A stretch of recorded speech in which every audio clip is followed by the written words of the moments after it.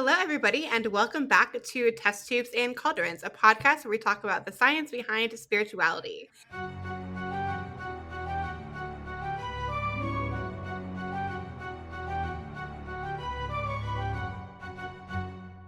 So, in today's episode, we are just going to do a fun spiritual shower thoughts episode. We have all partaken of mugwort and some of us some other substances tonight to make this just a really fun, kind of casual, relaxing episode. Full disclosure, we did intend to record this on Friday the 13th, but didn't happen. A bunch of stuff happened. We never got around to it. And then every consecutive time we tried to reschedule, something else happened. So we just kind of give up and we're recording this now the next weekend. But it's fine because we found some really cool stuff that happened on Friday the 13th we want to talk about because it's cool. And it's Friday the 13th and we're like all witches and like spiritual people. So why the fuck wouldn't we? We're going to do that. And I think we decided to do rock, paper, scissors to see who's going to do it. So, okay, everybody hold up your hands. Ready? Rock, paper, scissors, shoot. Handy lost. She has to do it anyway. Okay. Oh God. Okay. So I'm doing the what's happened on this day. Yeah. Okay. So Friday the 13th. It was the birth of Frederick Sanger. If you work in a lab with any kind of life science, odds are that you know his name. Sanger was born on the 13th of August 1918, albeit not on a Friday, and his contribution to science was one of the first forms of DNA sequencing. Sequencing, a process that allows us to read the chemical bases making up each unique strand of DNA, was the first step towards a molecular understanding of genetics. It's an absolutely essential process in most biolabs, although it's felt somewhat being superseded by more modern processes like Illumina, Nanopore, or PacBio. Sanger won the Nobel Prize not once but twice, once for his contribution towards sequencing and again for elucidating the structures of several important proteins, including insulin. Not gonna lie, I low-key have a bit of a crush on Sanger because Sanger sequencing was like huge part of my undergrad research. It was great. We're going to dive into a little bit behind the history of the superstitions surrounding Friday the 13th and why it's considered unlucky. So the number 13 has been considered unlucky for numerous reasons, both in Norse cosmology, wherein the god of mischief Loki gatecrashed a banquet, bringing the total number of gods to 13 and resulting in the death of one of them. And subsequent religions had similar superstitions. For example, the 13th disciple in Christianity being associated with treachery and betrayal. Fridays were also considered to be unlucky in many, though not all places, particularly those which were dominated by Christianity. Many calamitous biblical events were reported to occur on Fridays, such as Good Friday, Jesus, and also the murder of Abel, and the day that Noah set sail atop the great flood. Finally, there were negative associations with the Norse goddess Frigga, associated with Fridays, and it was believed that she would convene a 13-personal council with witches to bring doom upon Christians. Oh no. Wow, we're already off to a wild start. Listen, we do it's going to be chaotic. It's fine. Hanny, go ahead. It's your turn. So it's our favourite A historians, the Victorians, who likely originated or at least popularised the tradition of Friday the 13th specifically being unlucky. They basically combine these earlier superstitions with a great deal of speculation.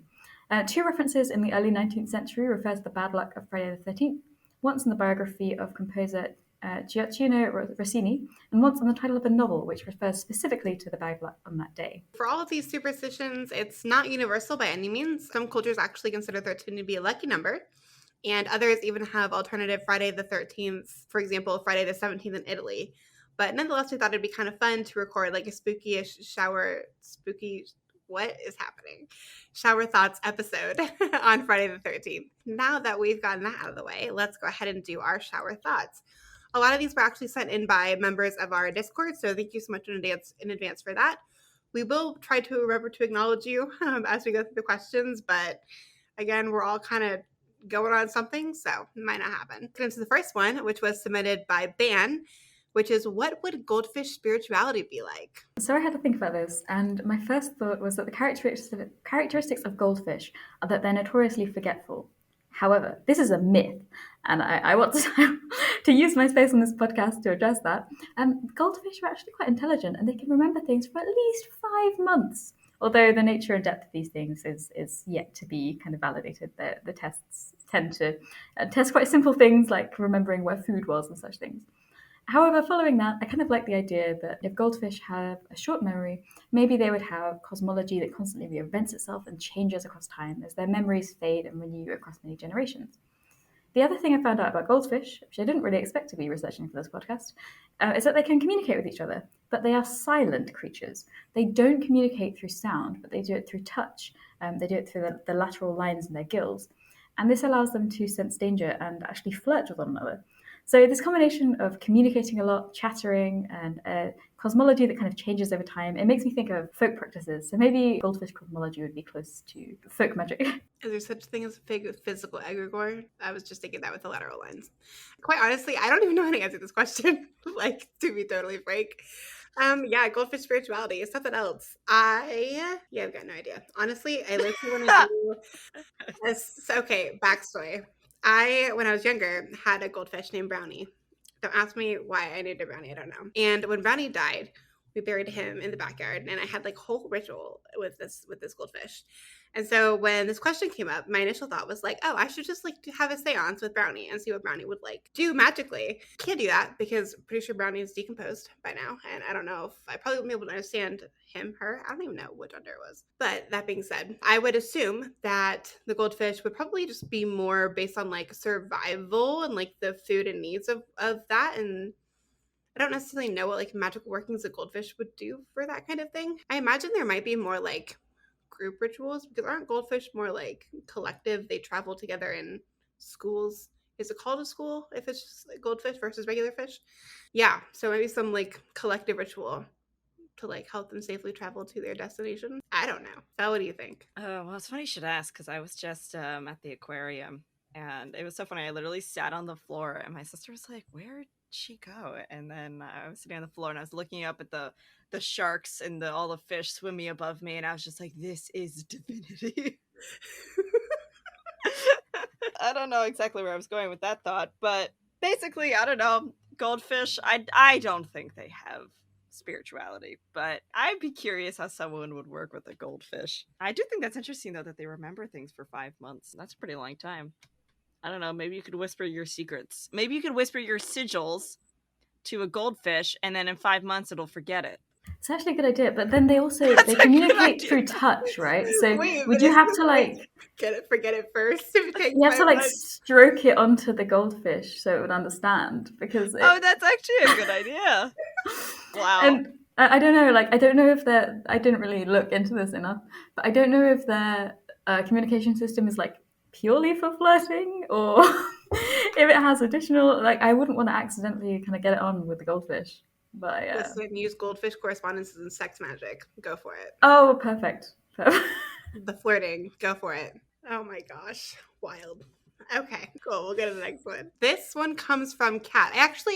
In all seriousness, I really like this question. And it was, what would be the ideal academic referencing style for unverified personal gnosis or UPG? I'm trying to remember. I know someone came up in in our Discord, came up with an idea for that I thought was very interesting. So this came from Arcane Jill. Maybe be like personal communication referencing like Zeus Pan Helionos personal communication 6 February 2021. So like saying like what entity it was, comma, personal communication, maybe tarot, maybe you list the method that it came from, like dream, literally it came to me in a dream.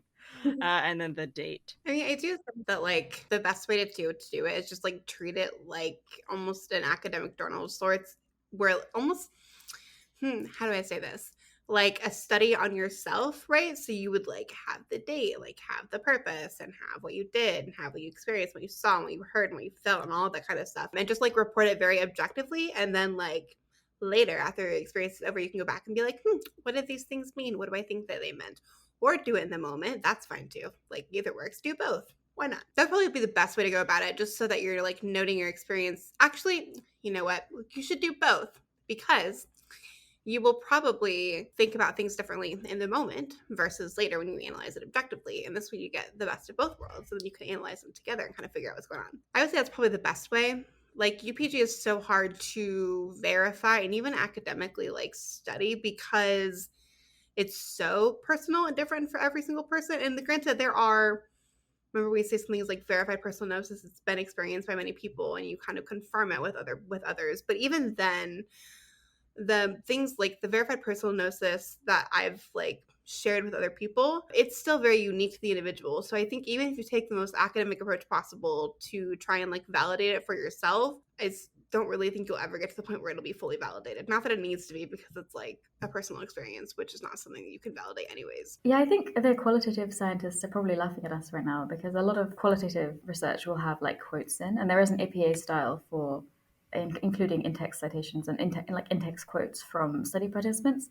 So I think, yeah, like you say, you would just include yourself as a study participant, and then, but I think this is one of those things where it's like gnosis versus experience. Like you can't represent gnosis in text form, really. Well, maybe you disagree, but like, yeah, like the experiential aspect of that can't really be portrayed. So you would just be kind of attempting to convey it to an audience. I think it'd be more experience that you then turn into gnosis of sorts. Like you experienced it and you write on the experience and you go back and you're like, I think this is what it means, right? Like that's your gnosis. It's also curious because thinking about like approaching it academically, we've talked previously in episodes about like double blind experiments and doing like blind studies and all these things and the importance of that. In this case, that would pretty much be impossible. So I'd be interested to then like think about how one's bias would come into play in this factor too, and how that might influence your UPG so that it maybe differs from like the verified personal gnosis that maybe people collectively have about something, and whether that kind of invalidates the experience. I don't think it does, but it'd be an interesting question to kind of like dive further into. Yeah, I think it's hard to represent, Kenny was saying, it's hard to represent like gnosis TM in text, but there's definitely precedence for citing experience in text. I guess the hard thing to that though then is too, because like obviously you can't verify that, and I guess I would be curious what the purpose of citing it would be, as opposed to just like saying, like Zeus came to me in a dream. I think maybe one of the benefits though would be keeping yourself, like, not that you would lie about your UPG, but sometimes because of the way in which we experience things that then lead to gnosis, over time, right, it could change. It becomes something maybe more than what it was, or different than what it was. And so by noting it down in kind of an academic style, you can go back and say, oh, this is what happened. Like, this is what I experienced. This is what I thought at the time. Do I think the same thing now? I do think it might actually keep you grounded in like your recollection of the experiences that led to your UPG. And that might be interesting if you say you were discussing with somebody and you needed to like reference back to a particular instance, an experience that you had that like led to the development of that gnosis. But outside of that, I can't really think of a necessary reason to do that. Not a bad idea. Like if you want to keep track of that thing, a lot of people do. I mean, isn't that what like a dream journal is? Maybe a little less rigorous, but same kind of idea. So this next one comes from Jill, Arcane Jill. And it's what would actually have happened if they had successfully hexed the moon. Oh my God. I considered this prior to actually recording this episode. And I think there's a couple things we need to take into consideration. The first one being, what kind of hex did they use? Because that would have an impact on the effect. For instance, causing the moon to completely disappear would have intense astronomical consequences, but dimming its light for a night might not be as bad.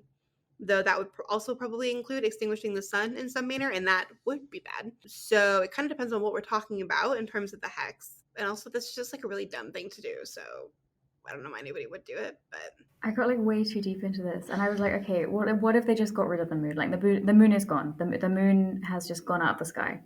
Well, firstly, I think like NASA would be quite sad. And secondly, we'd probably see some quite devastating environmental effects. So tides wouldn't be regulated by the moon because they are responsible. The moon is responsible for tides, and so many coastal ecosystems which actually rely on tides for survival would just they would not survive that because they rely on that salinity change. So the ecosystem would be wiped out, massively changed. There are also some animals like sea slugs that rely on the cues of moonlight to hunt and mate. So like you were saying, Astra, even if you just change the brightness of the moon, there would be knock-on effects on ecosystems which actually rely on moonlight to regulate themselves.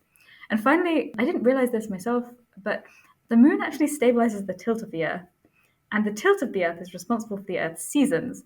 So we'd no longer have seasons, which, aside from the devastating environmental effects of that, probably wouldn't have a Wheel of the Year anymore for the Wiccans.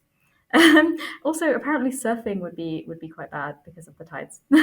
And also the sky would be a lot brighter if we didn't have a moon. So I don't know, like maybe from a spiritual perspective, we'd see like a shift to like more planetary magic or even fixed star astrology, because obviously people would be like this, the physical appearance of things in the sky would be quite different. I don't know. What do you think? I think it's a bad idea. Don't hex the moon, please. I think it's interesting to consider the fact that like there would be no lunar cycles. Like, what are all the witches gonna do? Like lunar phases and like lunar cycles. Those are the first thing that most like beginners start with, right? When it comes to working like with astronomical events, and everybody's like, when there's a full moon, it's like, oh my god, the moon is so pretty. We need to go look at, like, go stare at it for 12 hours. Valid. I don't do that, but like, if that floats your boat, go for it. Everybody would be so devastated. Not only the NASA scientists, all the witches would just be so devastated. Those are all interesting effects. Does the tilt of the Earth have anything to do with how we rotate around the sun? Because that could also potentially have an effect if we, in some manner, like change our rotation because we no longer have the axes like the tilt that we have now. That would impact how far the planets are from Earth / the sun, and that could affect planetary magic in many ways, I would imagine. If for some reason our view of the stars was altered, that would have an effect. Yeah. I imagine planetary magic would become quite boring, if we were being totally honest. Well, maybe not, though. I don't feel like anybody... So, okay. Coming from a planetary magic perspective, I will say that I don't hear people talk about the moon very much in planetary magic. And I don't know whether that's because we all just like hate how much it's used outside of like that realm, and it's made to be this like huge deal, and we're like, nah, fam, it's just another planet. Like, why are we making it into this like lunar goddess type thing? We really don't. I don't hear a lot about using the moon in a planetary magic sense when I talk to other practitioners. It has its place. Don't get me wrong. Like, I use it in my own workings, but compared to like other planets, you hear more about like Mercury and like Jupiter and Saturn and occasionally Mars and sometimes Venus. Like, people don't talk about the moon as much in a planetary like ceremonial sense as they do the other planets. So would it have that much of an effect in that regard? I don't know. Maybe not. I guess it's also like, are you spiritually, like, are you hexing the moon to like get rid of the moon, or are you like damaging the moon's spirituality? Because I feel like that's also because most of the time, like when you hex someone or jinx someone or whatever, it's less of like it's not always like go away, or it's not usually like a death curse or like a disappear. It could even be something like, may your like car get stuck in the mud, or may your Every red light on your way to work. yeah. Yeah. So I feel like, I don't know, maybe like then the moon would have like bad energy. Moon has bad energy. Everybody goes crazy. No, honestly though, like maybe we just make the full moon even more chaotic than the full moon is now. It's kind of like how, like, this is total sidebar. Well, not total sidebar, but thinking about like hexing the moon just makes me think about how like all these stories are always like 2 moons, and it always annoys me because I'm like, but what about the tides? And how strong they'd be when the moons line up. Oh my god, maybe we should. What if we cast a fertility rite on the moon to gain a second moon? Moon burst into the moon. Yeah. Oh god. It'd be interesting, like, to see what would happen. I feel like it would just throw things into utter chaos. I wonder what spiritual that could be. Could be another spirit. Well, we'll put a pin in this spiritual shower thought, but I wonder what spirituality would look like, or what aspects of moon worship would be different, or moon rites would be different if there were 2 moons. Listen, you know what would probably happen is instead of the moon just being feminine, we'd probably have a masculine. Okay, listen. Okay, let me qualify this by saying that I know people don't like masculine and feminine terms. Why can't we have lesbian moons? I do feel like we like people would separate them in some way because we love dualism for some reason. Right. And we'd be like, this moon does this, and like this moon does this, and then like, I don't know. How do you even birth the moon from a moon? The moon That's science. I mean, isn't there a theory that the moon, that there was once a second smaller moon? I put moon in quotes because I'm not an astronomer. I don't know the designation of random things in space. But I think one of the theories was that there had been a second moon that smashed into our moon. Or like I don't know, like how Jupiter has like 8 million moons. The technical number is Jupiter has 8 million moons. Gotta have all those coins flying around the planet of Shurian bringing forth wealth. No, I have no idea. I'm not an astronomer, so I couldn't answer that. So, like planetary magic wise, if we're replacing the moon, because obviously we're gonna replace it with something. What are we replacing it with? Another moon from Jupiter? Can we borrow one? Or like Pluto maybe could come back? Oh, I gotta borrow. Mine. We would replace it with a meteor shower because that has lots of folklore associated with it, right? Right. How would we get on the planet? Oh, we can bring Pluto back in. Just bring Pluto back. Oh god, is Pluto gonna be our new moon? I feel like that would have no pun Pluto. intended. That would have astronomical consequences. You're probably right. Because isn't Pluto like a generational planet, right? So like Or dwarf if planet or we bring Pluto into the like where the moon was, yeah, that could be bad. Oh well. whatever. Oh well. That's what you get for axing the moon. Oh god. I just can feel astrologers cringing so hard at this. Yeah, Or- Nike and Kath, if you're listening to this episode, you should just click off. Okay, any other thoughts about that before we move on? No, but I'll definitely be thinking about it tonight. Cool, you can put it into the next episode outline. It is actually a full moon tomorrow, or like it's Oh my very gosh, you're nearly a right. full moon tonight. Isn't it the so- blue moon? Is that what it is? I don't know. I don't know. Listen, I never remember when it's a full moon. Actually, I get an inkling because people go like batshit crazy, like 2 days before and 2 days after. And so I'm like, what the fuck is happening? And then I'm like, oh, it's a full moon. Yep, that's what's going on. Another question submitted by Kat. If humans were suddenly able to see more colors or shades like mantis shrimp, would this change common color correspondences? Hanny, I'm throwing it to you because you were the one who brought up shrimp seeing colors in that one episode. Yeah, and actually, I have an apology to make because I was wrong. I was repeating a popular myth about mantis shrimp, which is not true. You can't trust anyone these days. So apparently, the mantis shrimp thing was actually a misreporting of a study, and mantis shrimp don't actually see more colours than us. However, there's a related question in maybe how colourblind people would perceive colour correspondences. So maybe let's just kind of roll with this question. But I apologise for We the could even just- misinformation. We could even just talk about it as like, what if we could see more, right? Like, what if we weren't limited to the visible spectrum and we could see beyond? See beyond. No, I'm kidding. Just like see beyond the visible spectrum. There is, and I'm just looking this up right now to see if it has been disproven. I believe that there was several years ago a discovery of some sort of, I don't think it was full tetrachromatic woman, but I definitely like saw more things than she should have.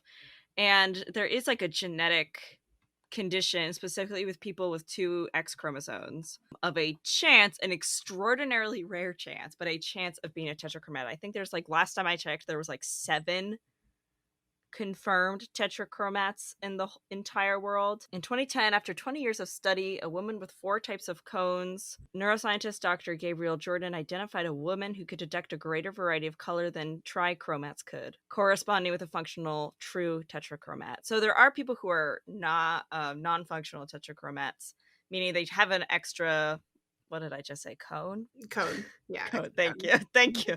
Cone. I always forget. Who had an extra cone, but they're not like functional.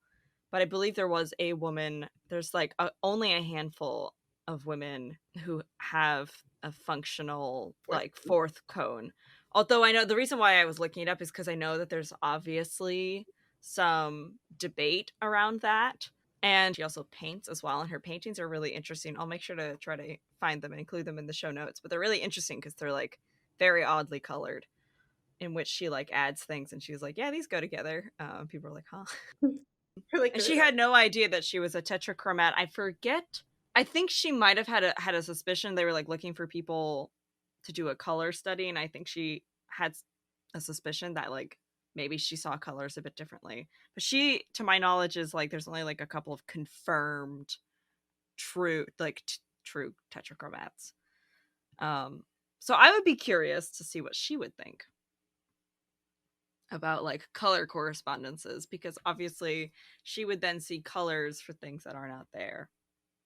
But also, like, how does it work when you have if you're a tetrachromat? Like, do you just see, obviously, like there's a limited spectrum, like a limited electromagnetic spectrum of color. So are you just seeing like additional, like are you separating things out into additional colors within the visible light spectrum, or because you're presumably not like seeing UV? This is a really stupid question, but I guess I'm just wondering, is it just like being able to separate things out more? Because then maybe you could just say it's more of a kind of in between thing, and maybe you could see just more nuance in correspondences. Right. I think that was the question that people had with her. Oh, I just looked her up. I think her name is Conchetta Antico. Apparently she's a Wiccan. So maybe she does have opinions about color correspondences. I did not know that. Let me just make sure that this is the. Okay, yes, it is Conchetta Antico, who is the one of the only confirmed true tetrachromats, I believe. I am not entirely sure because that was the question that other people had when they were like reviewing the studies that had been done on her, was that they pointed out that she, is an artist. And so because she's an artist, they were like, does that mean that she's just able to like, yeah, like how I think someone that I was reading, they pointed out how it's like, so you go to a paint store and you look at blue and you're like, these are all blue. But then someone might see something and be like, oh, well, this is seafoam green actually. And this is azure. Like, so you have different names for different shades of the same color. So that was the question with her, is because she's an artist, does that mean that she just sees things better? Yeah, so I was just Googling while you were. It looks like it's more of a heightened sense of color, so things appear brighter, and it looks like maybe a singular color is more divided, like amongst the spectrum. So just like I was saying, like blue to her, there might be like 4 different blues and one blue that we see. There's more definition behind a separation of color, so it's more of a gradient than like how we see, which is interesting. But like I also wonder how specific would you get with color correspondence, right? Like I think in the magical community sometimes I don't really see a lot of like more odd colors like I don't know, teal or fuchsia or macaroni yellow. Listen, there's a crayon named that and it's ridiculous. Like I don't ever see or hear of those colors really being incorporated into magic. Like it's usually more of the like the base and the primary secondary colors that we see, so the red, the yellow, the green, and all of that, even tertiary, really, orange, purple, whatever, that we see in magic. These like really obvious color correspondences. So have you all ever heard of people using like more, my words are failing me right now, out there colors, for lack of a better word, in magic?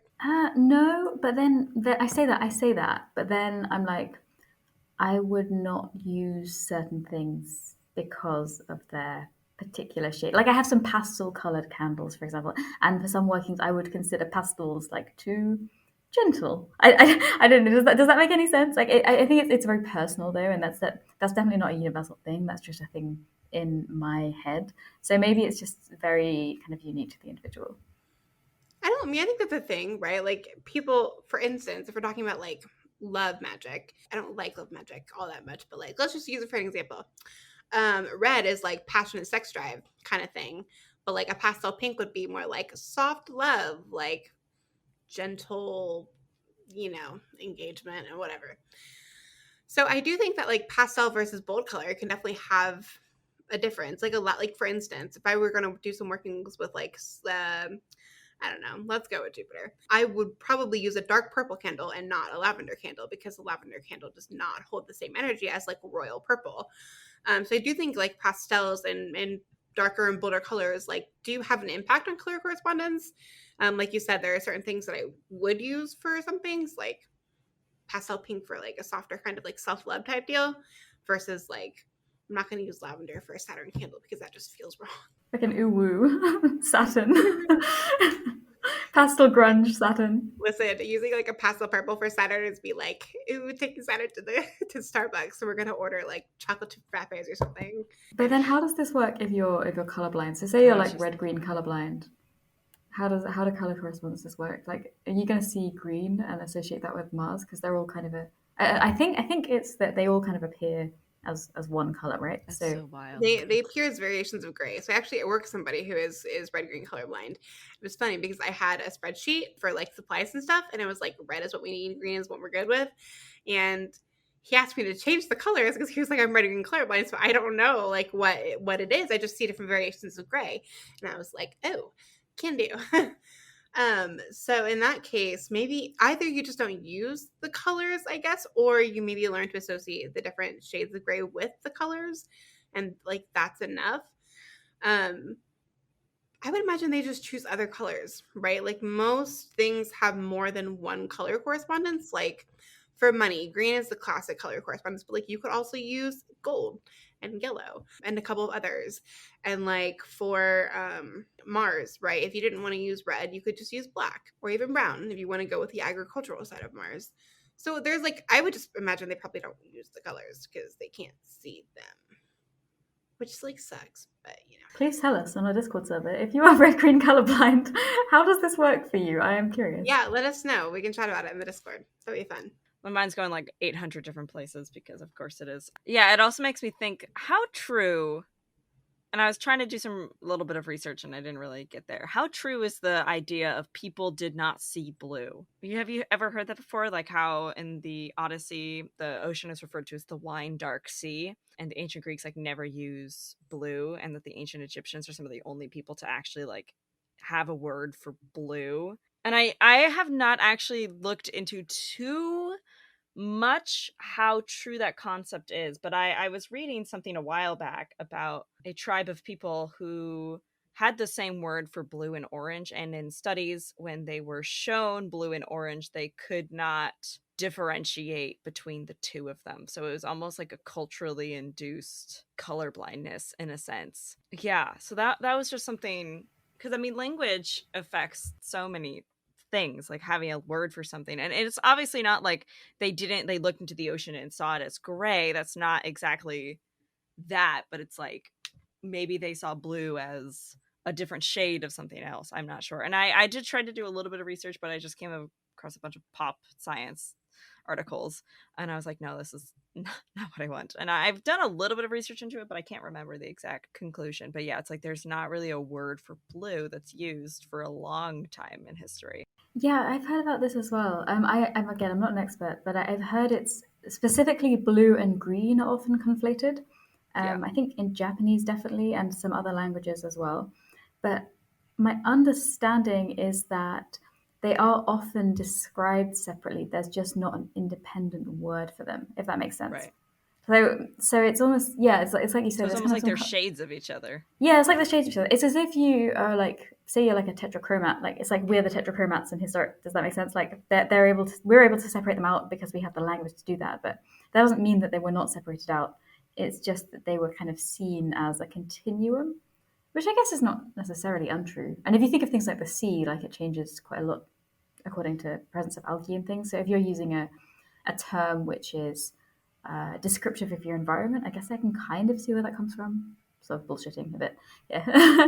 But yeah, that is really interesting. Like there's a level of cultural encoding, and I think even in Japanese they didn't have a term for pink until fairly recently. Like it's an imported term, so this is still relevant today. It's not even just a historical thing, right? Yeah, like pink isn't really a separate color from red if you think about it, but we kind of associate it as a separate color, but it's really not. Or the amount of times, oh my god, this water bottle that I have. My mom calls this red. What color do you call this? Yeah, that's red. That's definitely red. That's I mean, I am watching you through a tiny screen, but this is hot pink. What? No. This is pink. No, it's not. It's red. I'm gonna take a picture. I'm gonna take a picture and send this to the Discord. Ask everyone what color this is. Oh my god, that's 100% red. No. Welcome to the TTAC lab, everybody.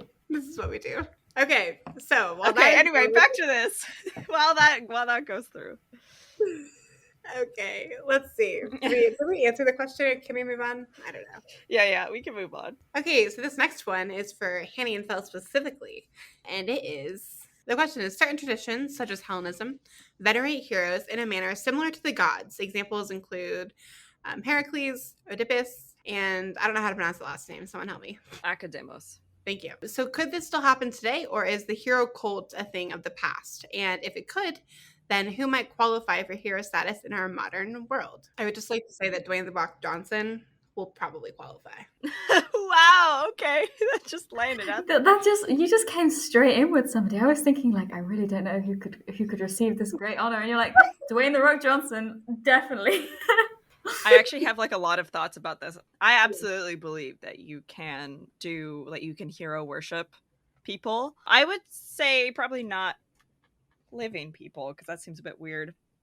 Because honestly, I think hero worship is more about worshiping the legacy and venerating their legacy than it is the actual person. Like, one of my best friends, they like work with queer youth, and they're just really all about queer history, and they actually like made an offering in a form almost like a hero cult to one of like a very important historical figure to them personally. Yeah, and like I've heard of other people doing similar things with, I believe it was, oh my god, Laura Tempest Zakroff. I think it was her who in her book mentioned calling in Doreen Valiente specifically and honoring Doreen Valiente. So I definitely believe it's absolutely a thing. And like hero cults, for those of you who don't know, it's actually very similar to like saint veneration. Like Religion for Breakfast actually did a whole video on how similar saint veneration is to the Hellenic idea of hero cults. But it was basically this idea. So like, let's say you were worshiping Achilles, you would go to Achilles' grave site, well, Achilles and Patroclus, because they were buried together and they are usually worshipped together. Whatever, throw that out there. And you would go to their grave site and you would like pour a drink offering for them, and this could be kind of like alcohol, water, and like make an offering and call them in the same way that people kind of call in saints. And they're often kind of seen not necessarily as intercessors with the gods like saints are, but they were seen as being closer to humans, and so thus being very popular and more accessible. So I absolutely think that like you could hero worship someone's legacy. It's basically just like ancestor worship, if you think about it, like ancestor of profession, ancestor of area, ancestor of community. It's basically just ancestor veneration. Henny, this is an interesting thought for you. What if we use that idea for like, because I think we talked about in a previous episode, right? Like you have your PI who then mentors people, and then like they mentor people, and then they mentor people, and it becomes like this whole family tree. It'd be interesting to do something along the lines maybe with that, where like the original person that started with is like someone that you, that'd be weird though. I don't, does anybody love their PI enough to like worship them? I don't. I think the PIs like to believe that, but whether or not They it might like to happens. believe it, but it doesn't mean it's true. That's just a thought that I randomly had.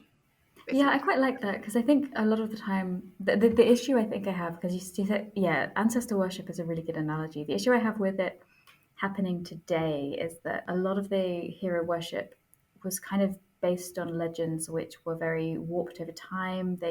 They were combined with local folklore. Sometimes you'll find like the legends of heroes, different heroes will actually cross over with one another.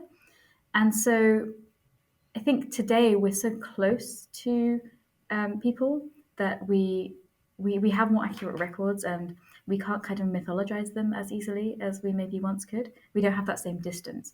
But the idea of doing it with kind of knowledge and the lineage of the knowledge that was passed down, I guess it's kind of almost making them into an egregore of themselves. If that makes some sense, you're working with the ideas of them more than the person themselves. Does that make sense? Makes sense to me. Oh, I was just going to say, like, there are people who I think maybe meet like cult status, but they are not in like a pleasant way. Like I can think like Donald Trump, for example, has definitely met like hero worship status in some senses by some people, but that doesn't. I don't think that's in the same kind of way. However, I do think there are kind of analogies there with like the idea of somebody becoming bigger than them and their kind of image being passed around. Like there are maybe some parallels there, unfortunate ones. Definitely not hero, an anti-hero if there were any. But So next question. Okay, so background, right?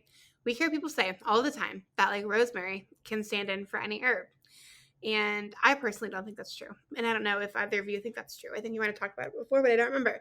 So the question is whether we can genetically engineer rosemary to give it additional correspondences.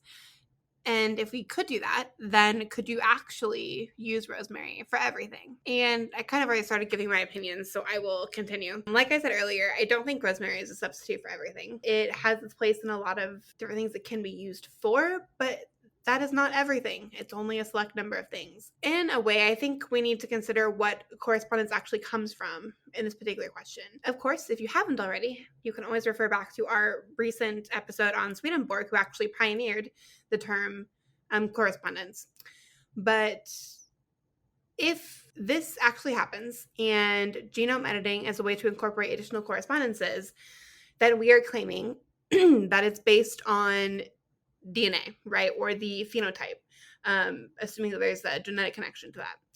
And while I love the thought of that, being able to genetically engineer a plant to have additional correspondences, I don't personally think that correspondences come from the genomic makeup or phenotypic expression of that genome. I think they come more from like a folkloric standpoint and also a like microcosm correspondence. So love the idea. Don't think it's actually practical. What do you think, Annie? Yeah, I think it depends because I think you would have to add like tons of complex features, which genetically is just not. With our current genome editing, it would not be possible. Like I could see, for example, if you wanted to add protection, you could do something very literal, like add thorns, because lots of thorny plants are associated with protection. If you wanted to add purification, we know that lots of plants associated with purity either have antimicrobial properties, which rosemary already does, or they have like white flowers because like hyssop, for example, is associated with the white of cleansing. In the Bible, it's also just white is associated with cleanliness. So let's say we make the flowers white, we give it some thorns. But like I don't know how far you could take this. It would look like a really messy like super mutant plant by the end of it. And like you say, I'm not sure how you would necessarily add the more folkloric things, which are being more integrated over time. I think it's an interesting idea. Because What do they're you think? cultural, right? And like how do you genetically encode culture into a plant? I mean, A like lot of them are like visually based, so I think that you could do quite a lot with the phenotype because a lot of things like I don't know, say blessed herb for example, like it's not just randomly blessed herb, but it does come from the folklore because it has three leaves, and the three leaves are supposed to represent the Trinity, for example. So you could incorporate like numerology into like a in some kind of leaf shape. So there are things that you could do, but it's just about whether that would be like a recognizable. Like you'd have to probably get a little bit creative with it. if we're talking about things like flowers and stuff, I do think you could like change the color of the petals, right, to represent one thing or another. Like that is relatively easy to do genetically. And also, like you said, like leaf shape. I don't know how much we'd actually be able to control that. Like there would be more variables, I think, than we maybe actually think there are. I don't know. I'm not a plant biologist. I'm curious to know what you think about. Okay, so I saw this video on TikTok. This is such a segue from this topic a little bit, but you know the classic experiment where you have like a white flower and you put it into food dye and water and it like absorbs it and it turns the leaves colors. So do you think you could use that as like color correspondence alongside the plant correspondence? Like, does synthetic dye add that? I don't know. I wouldn't. Technically, most colored Mm, clothing is like dye based, right? yeah, I don't really see a reason why it wouldn't work, but I also wouldn't do it I mean, I don't know. I myself. don't know why you would do it, but like, just a thought. Like, it'd be Yeah, impractical. it's kind of janky, you know. Like, it just buy some different herbs instead of spending millions on CRISPR. Or I like the idea of just like this is impossible, by the way, because the plants would be too distantly related. But just like breeding every plant in your apothecary together, and and just seeing what wins, and just getting some kind of like super mutant out of that. Listen, be your own Gregor Mendel and just start like cross pollinating everything. Have fun. Go for it. See what kind of weird crap you get. Every year in my garden, we always have mystery squash. Last year we had an acorn squash that got cross pollinated with the spaghetti squash. This year, I have no idea what it's going to be. It appeared to be a pumpkin at first, but now it's starting to look like another acorn squash and also like a butternut squash. So we'll see what it turns out to be. Because they hybridize like crazy, right? Like they're just mental Yeah. genomes. I've had zucchini butternut squash. I mean, they're not edible, but they like blend really weirdly, and you're like, oh, what's happening here? Yeah, you're like, what? Yeah, cross pollinate everything, especially flowers. If people how they graft things onto other trees. Hmm. Yeah. Does that change its correspondence, or does that create a new one? Could you create like a crazy tree? Take like What with like just graft loads of different things on? I'm sure it's been done. Somebody just we were graft talking about this. something that has every correspondence onto a tree. Yeah, there you go.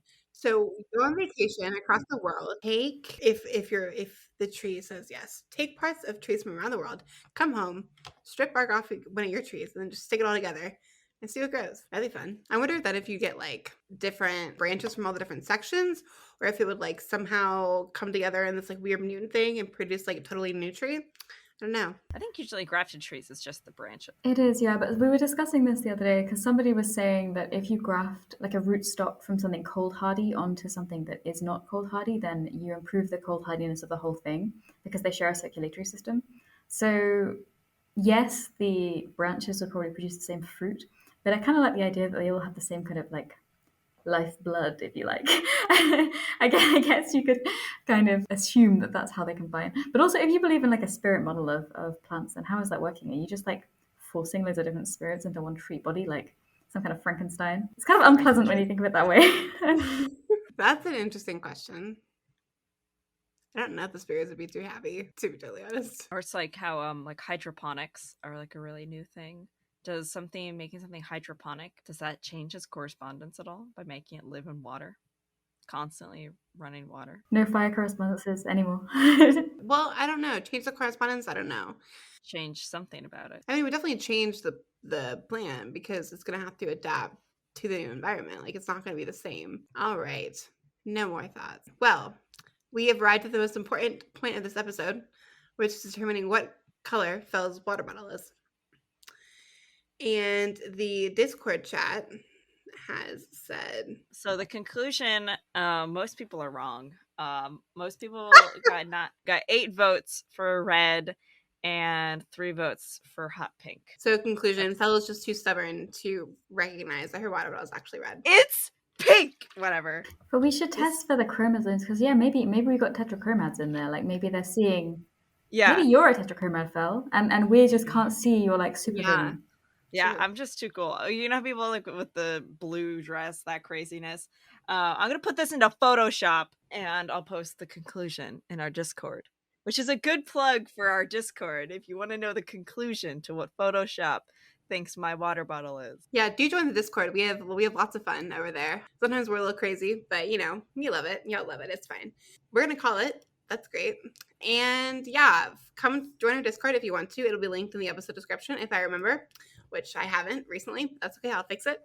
And then we also have a YouTube channel. If you haven't subscribed, go do that. We do update it on occasion when we have time. So feel free to enjoy the chaos. This was fun. Definitely more loose lip than normal. Thank you, Mugworty. Some mugwort, yeah.